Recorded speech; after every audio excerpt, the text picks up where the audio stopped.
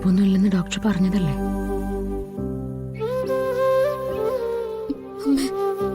പറഞ്ഞു. എന്നാലും ദേവേട്ടനെ ഒന്ന് കണ്ടാലേ എനിക്ക് സമാധാനം കിട്ടും.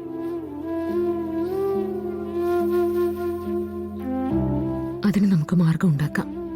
വരുൺ, ഈ നേരം വരെ ഇവരാരും ഒന്നും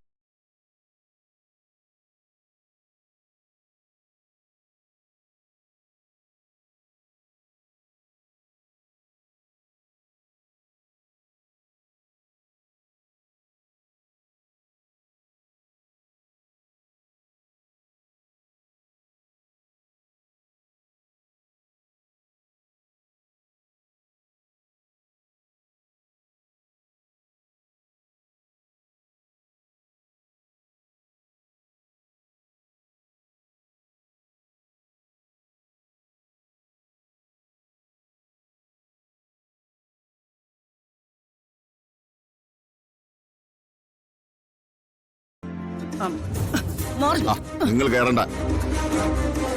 അതെന്താ ഞാൻ കയറിയാല്? തൽക്കാലം എന്റെ നിർദ്ദേശങ്ങൾ അനുസരിച്ചാ മതി.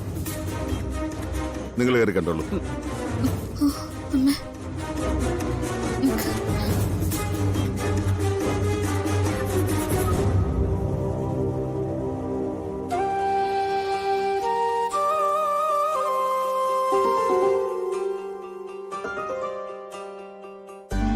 പ്രസാദം തൊട്ട് കൊടുക്കുന്നോണ്ട് പ്രശ്നമുണ്ടോ?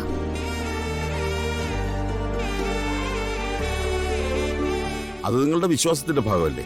ആയിക്കോട്ടെ.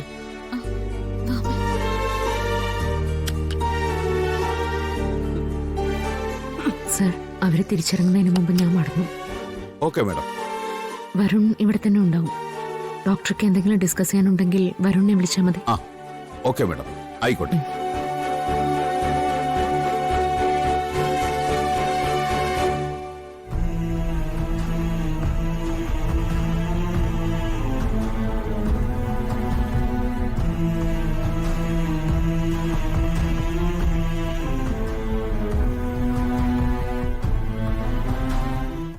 ശരി.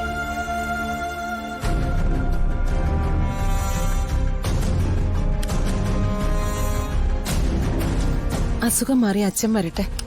എന്നിട്ട് നിങ്ങൾ രണ്ടുപേരുടെ ആഗ്രഹം അച്ഛൻ നടത്തി തരും.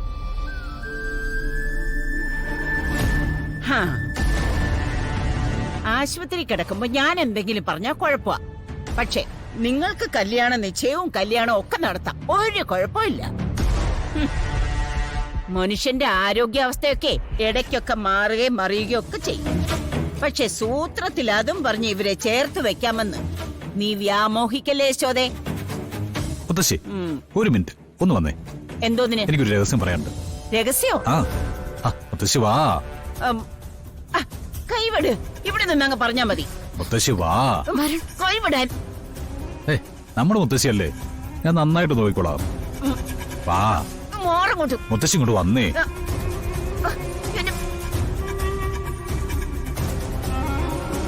അമ്മ എന്തെങ്കിലും പറയാനുണ്ടെങ്കിൽ വരുൺ പറഞ്ഞോട്ടെ. നമുക്കല്ലേ വിലക്കുള്ളൂ, വരുണിന് വിലക്കില്ലല്ലോ.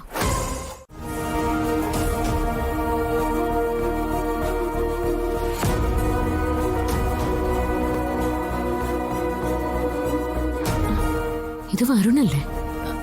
അതെ. അപ്പോ ആശ്രമത്തിലെ പ്ലംബിംഗ് ജോലിക്ക് വന്ന ആളെന്നല്ലേ പറഞ്ഞത്? പിന്നെങ്ങനെ വരുണിന്റെ ഫോട്ടോ അയക്കുന്നത്? ഞാനും ചോദിക്കട്ടെ.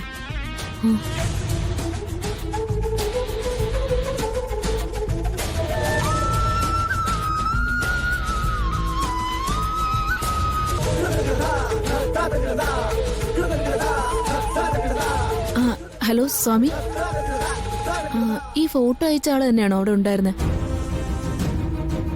ഒന്നുമില്ല സ്വാമി, ഞാൻ അങ്ങോട്ട് വിളിക്കാം. ആളിത് തന്നെ ആയിരുന്നു എന്നാ പറയുന്നത്. അപ്പോ വരുൺ പ്ലംബറിന്റെ വേഷമാരെ അവിടെ ഉണ്ടായിരുന്നു. വരുൺ അങ്ങനെ ചെയ്തിട്ടുണ്ടെങ്കിൽ അത് രാധികയെ കാണാൻ വേണ്ടി തന്നെയാ. എടുത്തേ, ആശ്രമത്തിൽ പോണം, ജീവിതത്തിൽ നിന്ന് ഒളിച്ചിടണമെന്നൊക്കെ രാധിക മോള് നമ്മളോട് പറഞ്ഞതോ? കള്ളോ? ഇത് തെറ്റല്ലേ എടുത്തേ? പരിപാവനായിട്ട് ആളുകൾ കാണുന്ന ആശ്രമത്തില് അവരിങ്ങനെയൊക്കെ ശ്യാമേ, രാധിക മോളുടെ ഭാഗത്തുനിന്ന് ഇങ്ങനൊരു കാര്യം ഉൾക്കൊള്ളാൻ എന്നെ കൊണ്ട് പറ്റില്ല. വരുൺ അവിടെ വരുമെന്ന് രാധികയ്ക്ക് അറിയാമായിരുന്നെങ്കിൽ അവൾ എന്നോട് എന്തിനാ കള്ളം പറഞ്ഞേ? അവൾ എന്നെ പറ്റിക്കായിരുന്നല്ലോ. ശ്യാമ, നമുക്ക് രാധികയോട് ചോദിക്കാം. വേണ്ട എടുത്തേ, എനിക്കാ തെറ്റ് പറ്റിയത്. എന്റെ മോളെ പൂർണ്ണമായിട്ട് അറിയാമെന്ന് ഞാൻ കരുതിയതാ തെറ്റ്. വിഡ്ഢിയാക്കപ്പെട്ടില്ലേ ഞാൻ? കബളിപ്പിക്കപ്പെട്ടില്ലേ ഞാൻ?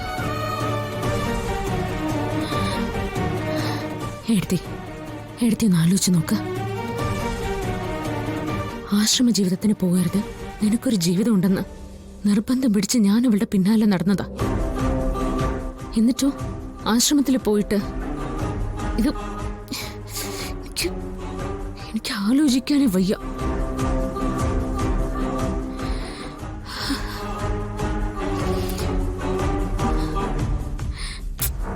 എടുത്തേ ഒന്ന് ക്ലോസ് ചെയ്യുന്നുണ്ടോ? ശ്യാമേ, പ്ലീസ് എടുത്തേ.